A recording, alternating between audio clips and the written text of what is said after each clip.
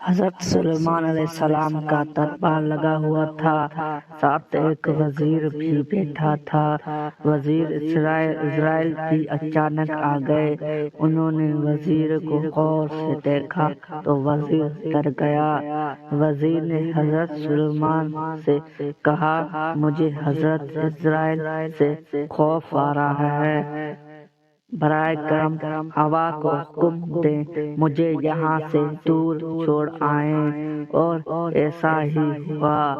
کافی دن گزرے، پھر حضرت اسرائیل حضرت سلیمان کے پاس آئے تو حضرت سلیمان نے پوچھا، اس دن میرے وزیر کو کیوں گھورا؟ حضرت اسرائیل نے جواب دیا، مجھے اس وزیر کی بہت دور جگہ پر روح قبض کرنی تھی اور وہ یہاں بیٹھا تھا۔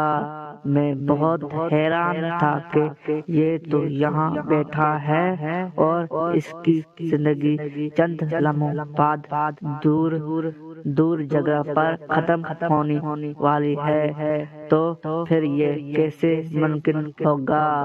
اس اثنا میں اس وزیر نے آپ سے درخواست کی کہ ہوا کو حکم دیں کہ مجھے فلاں جگہ بھیج دے۔